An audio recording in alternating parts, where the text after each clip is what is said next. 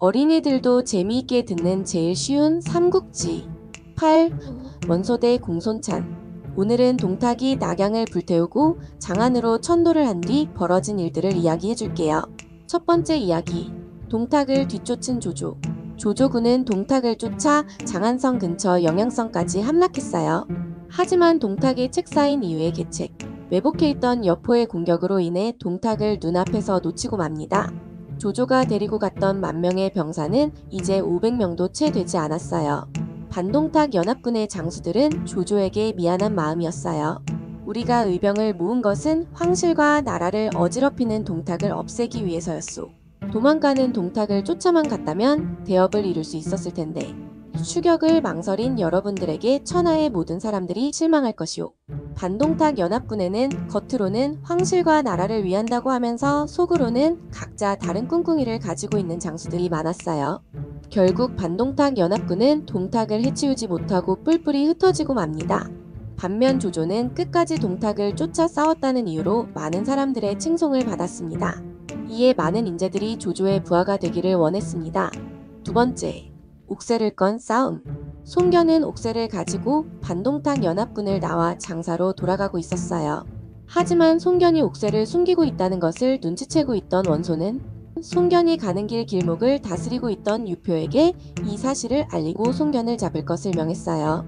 돌아가는 길에 유표를 만난 송견은 자신은 옥새를 가지고 있지 않다며 내가 옥새를 가지고 있다면 날카로운 칼과 쏟아지는 화살에 죽을 것이오 라고 말하며 자신의 결백을 주장했습니다. 하지만 이를 끝까지 의심한 유표군과 전투를 피할 수 없었죠. 결국 송견군은 유표군에게 패해 목숨만 부지한 채 강동으로 돌아가게 됩니다. 이후 송견과 유표는 철천지 원수가 되었어요. 세 번째, 송견과 유표의 2차전. 송견과 유표의 2차전은 원술의 편지로부터 시작되었어요. 원소와 유표가 힘을 합쳐 송견을 치려고 하니 먼저 유표를 공격하라는 내용이었어요. 그러면 원술도 원소를 공격하겠다고 했어요. 송견의 부하들은 모두 이 전쟁을 반대했지만 송견의 뜻을 굽힐 수 없었어요. 아버지의 뜻을 꺾을 수 없으니 소자가 따라가겠습니다. 송견의 큰아들인 손책이었어요. 손책은 이때 17이었지만 기골이 장대하고 위험이 넘쳤습니다. 송견의 대군은 거칠 것 없는 기세로 유표군을 무찔렀어요. 하지만 유표의 본거지인 양양성을 함락할 수는 없었어요.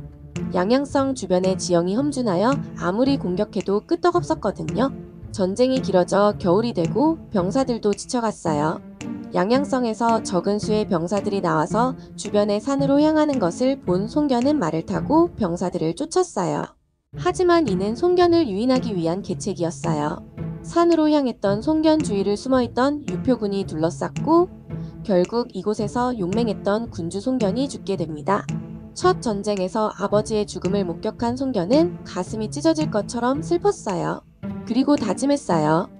아버님의 뜻을 이어받아 천하의 손씨 집안의 이름을 떨칠 것이다. 네 번째, 기주 땅을 건 싸움. 원소 대 공손찬. 원소는 많은 병사들을 먹여 살리기 위해 넓은 땅이 필요했어요. 그때 원소의 책사봉기가 계책을 내놓았지요. 원소님, 기주를 얻으시면 됩니다. 장군께서는 공손찬에게 함께 기주를 쳐서 반으로 나눠 갖자고 하십시오. 공손찬이 기주를 공격하려 하면 겁이 많은 기주 태수한복은 분명히 원소님께 도움을 청할 겁니다. 그러면 싸우지 않고 기주를 차지할 수 있으실 겁니다. 참으로 훌륭한 계책이었어요. 공손찬이 공격 준비를 하고 있다는 소문을 들은 기주 태수한복은 예상대로 원소에게 도움을 청했어요. 원소는 반동탁 연맹군의 맹주를 맡았던 믿을만한 인물이오. 원소를 기주로 불러들이면 공손찬도 이 땅을 노리지 못할 것이오. 한복의 말에 신하들도 모두 찬성하여 원소를 드리는 것을 찬성했지요. 단 한 명 경무라는 신하가 원소의 계책을 알고 끝까지 반대하였지만 기주의 운명을 바꿀 수는 없었어요. 아무런 전투도 없이 기주로 들어온 원소는 거리낌 없이 기주의 주인 행세를 하였어요. 자신의 부하들을 중요직위에 앉히고 원래 기주의 태수였던 한복을 낮은 직책에 임명했죠.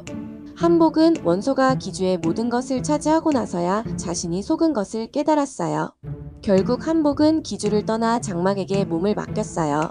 반면 함께 기주를 나눠 갖기로 했던 공손찬은 원소에게 이용당했다는 사실에 분해하며 원소군에게 쳐들어갔어요. 공손찬과 원소의 군대는 바나라는 강에서 만나 서로 싸우기 시작했습니다. 원소 네 이놈, 신의를 저버리고 나를 속이다니 용서치 않겠다. 공손찬이 화가 나 원소를 향해 소리쳤어요. 여봐라, 어서 저놈을 해치우거라. 이에 원소는 원소군에서 가장 용맹한 장수인 문추에게 공손찬군을 공격할 것을 명했습니다. 공손찬군이 한꺼번에 문추에게 달려들었지만 아무도 문추를 막을 수 없었어요. 문추를 막아섰던 많은 장수들이 죽임을 당하자 공손찬은 두려움에 떨며 말을 타고 도망쳤어요. 문추는 그런 공손찬 뒤를 쫓았지요. 아무도 없는 산골짜기까지 도망간 공손찬이 이제 꼼짝없이 문추의 손에 죽겠다는 생각을 하고 있던 그때 풀숲에서 짙은 눈썹을 한 젊은 장수가 나와 공손찬 앞에서 문추의 창을 받아내었어요. 두 장수는 오랫동안 공방을 이어갔지만 승부가 나지 않았어요. 공손찬군 깊숙한 곳까지 쳐들어왔던 문추는 더 싸우면 포위되어 위험해질 것을 생각해 그 자리를 떠났어요. 목숨을 살려줘서 고맙소. 귀하의 조남은 어찌 되시오? 저는 좋은이라 합니다.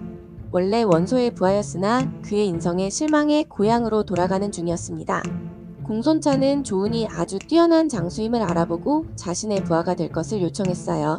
조은까지 얻은 공손찬은 다시 원소와 전투를 이어갔어요. 한 달이 넘게 전투가 이어지자 동탁이 황제의 이름으로 두 사람이 화해하라는 편지를 써서 보냈어요. 원소와 공손찬은 모두 전투에 지쳐 있었던 터라 못 이기는 척 화해하고 각자의 영토로 돌아갔답니다. 다음 편 예고. 장안으로 도읍을 옮긴 동탁은 어떻게 지내고 있을까요? 또 여포는요? 다음 이야기에서는 중국 역사 속 4명의 절세민 중 한 명인 초선이 등장합니다. 다음 이야기를 기대해주세요.